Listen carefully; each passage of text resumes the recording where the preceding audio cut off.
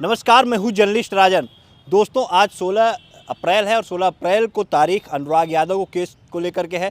और जिस तरह से लोगों को ये उम्मीदें थी कि आज तहसीलदार कोर्ट से कोई फैसला आएगा, आज वहाँ पे जिरह हो जाएगी, आज फाइनल बहस हो जाएगी, क्योंकि फाइनल बहस के लिए ही अब तारीख पे तारीख पड़ती चली आई। और पिछली तारीख पे आपने देखा कि किस तरह से जब 16 अप्रैल की तारीख पड़ती है, उसके बाद अधिवक्ता जो है अपनी किसी कार्य को लेकर के उसके बाद वो जम करके कलेक्ट्रेट में धरना देते हैं, विरोध अपना दर्ज कराते हैं, जिलाधिकारी के कार्यालय में जाकर, कोर्ट में भी जाकर के वो जो है हंगामा करते हुए नजर आते हैं। जिसके बाद जो है उसके पहले ये तारीख अनुराग की पड़ गई रहती है 16 अप्रैल की। तो 16 अप्रैल को लोग एक उम्मीद लगाए थे कि आज तहसीलदार कोर्ट से कोई आदेश तो आ ही जाएगा, नहीं तो जिरह तो हो ही जाएगी। जिरह को लेकर के लोगों ने अनुमान लगाया था कि आज जो है वो फाइनल बहस और फाइनल जिरह जो होनी है वो हो जाएगी। जिसको लेकर के लोगों की उम्मीदें सुबह से टिकी हुई थी कि आज जो है तहसीलदार कोर्ट से कोई फैसला आ जाएगा। सभी अधिवक्ता भी समय से पहुंचे हुए थे, लेकिन आज फिर से एक बार मायूसी हाथ लगी और आज जो तारीख पड़ी वो तारीख पड़ गई 28 अप्रैल की। जी हाँ, 28 अप्रैल की तारीख पड़ी। और ये तारीख क्यों पड़ी, इसके बारे में जब हमने जाना, अधिवक्ताओं से बात की, तो उन्होंने साफ तौर पे ये बताया कि जिस तरह से पिछली बार जो तारीख पे जम करके अधिवक्ताओं ने हंगामा किया था और जिस तरह से अधिवक्ता जो है नाराज़ थे जिलाधिकारी के साथ, जो उनकी अनबन हुई थी उसका जो उन्होंने विरोध दर्ज किया था, अधिवक्ताओं ने कलेक्ट्रेट कचहरी में पूरा घूम घूम करके और यहाँ तक कि जिलाधिकारी के कोर्ट में भी जा करके उन्होंने जो है जिस तरह से अपना विरोध दर्ज कराया था कि हाँ, जिलाधिकारी से वो मिलना चाहते थे किसी कार्य को लेकर, लेकिन जिलाधिकारी ने साफ तौर पे बताया था कि जिस तरह से उसमें अधिवक्ताओं ने जो कार्य किया वो न्यायालय का उससे अपमान हुआ था। तो ये दोनों जो मतभेद थे अधिवक्ता, बार अधिवक्ता के जो अधिवक्ता है उनके बीच और जो जिलाधिकारी के बीच, उसको लेकर के आज एक बैठक, जनरल बॉडी की एक बैठक जो है वो जिलाधिकारी और अधिवक्ताओं के बीच होने वाली थी। बार कलेक्ट्रेट बार के जो अधिवक्ता संघ के अध्यक्ष हैं और तमाम अधिवक्ता जो है उनके साथ एक बैठक जो है जिलाधिकारी के साथ होने वाली थी, जिसको लेके अधिवक्ताओं ने आज न्यायिक कार्य से जो है विरत रहने का फैसला लिया था कि न्यायिक कार्य का वो बहिष्कार करेंगे, न्यायिक कार्य पे वो नहीं रहेंगे। जिसके बाद ये तारीख जो है वो पड़ जाती है, क्योंकि अधिवक्ता जब न्यायिक कार्य से विरत रहेंगे तो फिर आखिर तारीख देखने कौन जाएगा, उस तारीख पे जिरह कौन करेगा, क्या कुछ होगा। तो इसको लेकर के आज फिर एक बार इसी वजह से तारीख पड़ जाती है, क्योंकि जनरल बॉडी की एक बैठक वो जो है वो जिलाधिकारी के साथ होनी थी। तो ऐसे में तारीख पड़ गई फिर से और 28 अप्रैल की अब की बार तारीख पड़ी। ऐसे में अधिवक्ता जो है उन्होंने क्या कहा वो भी हम आपको सुनाएंगे, लेकिन आपको बता दें कि जिस तरह से हर बार तारीख पे प्रधानपति वीरेंद्र यादव वो समय से पहुंच जाते थे, इस बार भी वीरेंद्र यादव इन्हीं उम्मीदों के साथ तारीख पे पहुंचे हुए थे कि हाँ, आज तो कम से कम कोई ना कोई बहस जो है वो करा दी जाएगी, आज जिरह हो जाएगी। क्योंकि पिछले 5 महीने, क्या 5.5 महीने का समय जो है वो बीत गया है और अब 6 महीना तकरीबन होने वाला है अनुराग की जघन्य हत्या हुए, और ऐसे में तारीख पे तारीख पड़ रही है। और तो ऐसे में आज जो है प्रधान फिर से एक बार समय से अपने साथियों के साथ पहुंचे हुए थे कि आज जिरह हो जाएगी, लेकिन प्रधान भी पहुंचते हैं तो उन्हें भी जब ये पता चलता है कि हाँ, आज जनरल बॉडी की जो है वो मीटिंग होने वाली है जिलाधिकारी के साथ, तो ऐसे में वो खुद जाते हैं और तहसीलदार से भी मिलते हैं कि सर तारीख दीजिए, लेकिन बहुत लंबी तारीख मत दीजिएगा, जल्दी की तारीख दीजिएगा। तो उसको लेकर के उन्होंने तहसीलदार से बात भी की, पेशकार से भी बात की, लेकिन उसके बाद भी तारीख जो है वो 28 अप्रैल की पड़ जाती, यानी 16 के बाद अब सीधा 28 अप्रैल की तारीख पड़ी हुई है। तकरीबन 12 दिन का गैप बीच में है। ऐसे में एक लंबा समय तो निश्चित तौर पे लालता के परिवार को वो जो है मिल रहा है, क्योंकि पिछले 6 महीने से उन्हें जो है समय मिलता चला आया है और ऐसे में एक बार फिर से उन्हें समय मिला और 12 दिन का ये समय फिर से मिला। और कोई गारंटी नहीं है कि हाँ, अगली तारीख पे जिरह हो ही जाएगी, क्योंकि जिस तरह से इस बार प्रस्ताव आ गया या बीच में आपने देखा कई बार किस तरह से तारीख पे तारीख पड़ती चली आई, कभी किसी अधिवक्ता के निधन हो जाने के कारण, कभी कोई प्रस्ताव आ जाने के कारण, कभी कंडोलेंस के कारण, तो किस तरह से जो है तारीख पे तारीख जो है ये टलती चली जा रही है और नई तारीख पड़ती जा रही है। ऐसे में आज भी लोगों को उम्मीद थी, लेकिन आज भी मायूसी हाथ लगी और अगली तारीख अब 28 अप्रैल की पड़ गई है। अब 28 अप्रैल तक लोगों को इंतज़ार करना होगा इस बात का कि हाँ, उस दिन जो है कोई बहस हो जाती है या नहीं होती है, कोई जिरह होती है या नहीं होती है,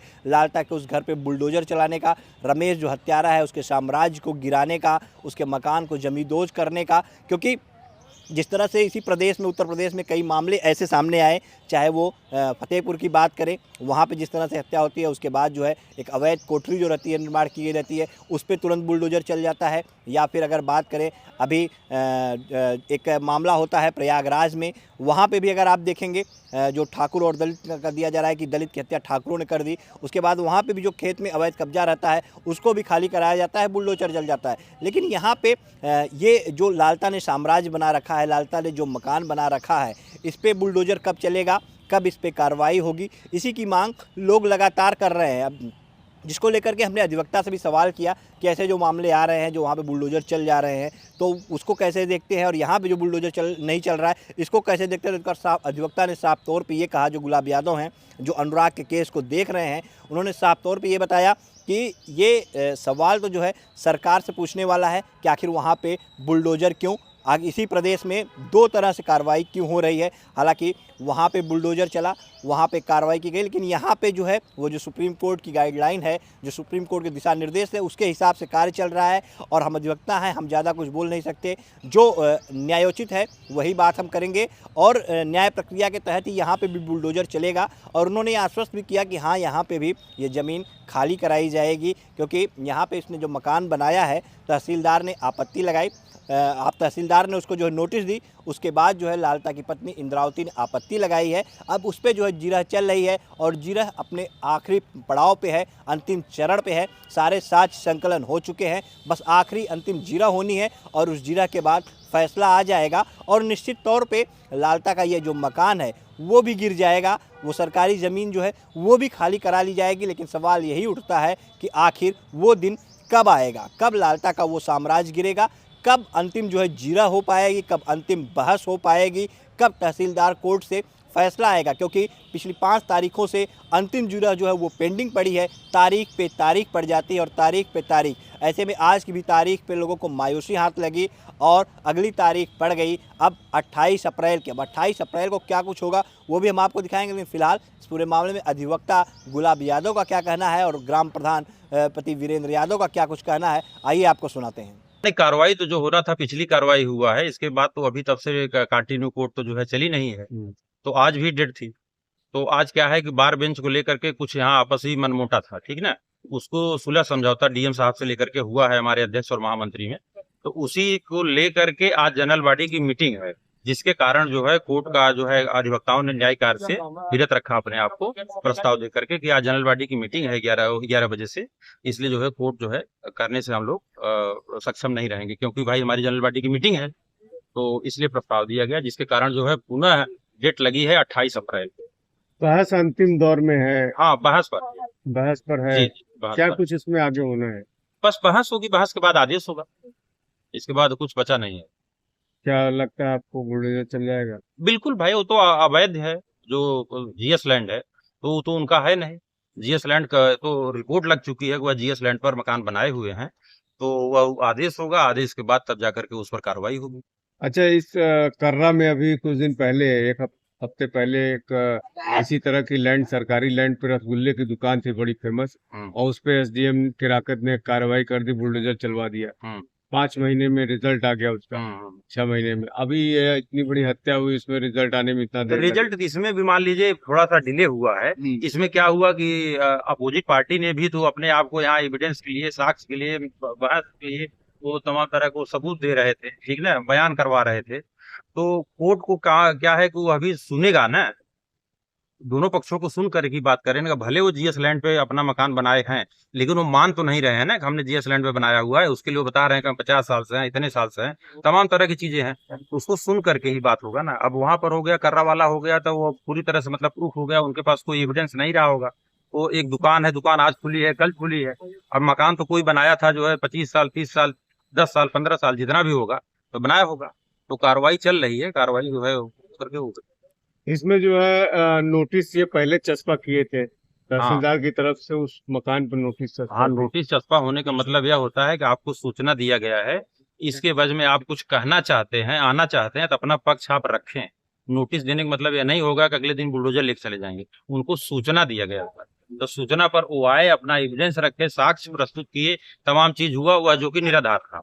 ठीक है। लेकिन सर देखा जाए फतेहपुर में 3 ठाकुरों की हत्या होती है, वहाँ जो है तत्काल बुलडोजर चल जाता है। लेकिन यहाँ एक तरह देखा जाए खिलाड़ी की निर्मम तरीके से हत्या कर दी जाती है, लेकिन यहाँ पर बुलडोजर की लड़ाई लड़ना पड़ता अभी आप सरकार से बात करिए ना, सरकार के लोगों से बात, हम लोग अधिवक्ता हैं, हम अपने जो है लॉ पॉइंट पे बात करेंगे। अब बुलडोजर चला रहा है तो वहाँ के आम पब्लिक ने थोड़ी चलाया है, सरकारी महकमा चलाया है। तो सरकार से आप बात करिए कि वहाँ पर 3 लोगों का तुरंत जो है बुलडोजर चल जाता है, घर गिरा दिया गया, यहाँ पर तुरंत क्यों नहीं हुआ?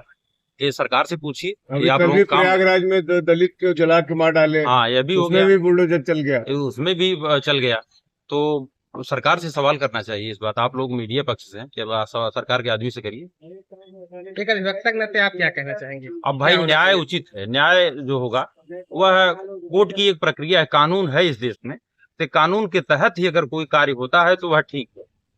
कोर्ट में आया तो वहाँ प्रस्ताव आ गया था, इसी कारण जो है डेट बहुत लंबा दे रहे थे। तो हम पेशकार साहब के मिले, तो पेशकार साहब से कहे कि हमारा डेट इतना लंबा क्यों दे दिया। तो फिर तहसीलदार साहब यहाँ गए, उनसे बात किए, तो अब जान लीजिए कि काफ़ी लंबा डेट दे रहे थे। तो 28 तारीख को डेट मिला है।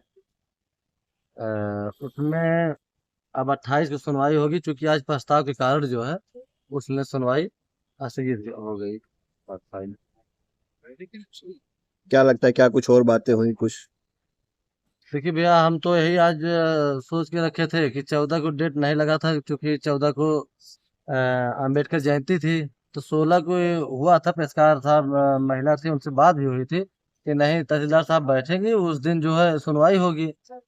और आज भी सुनवाई नहीं हुआ, हो गया जो है प्रस्ताव आ गया।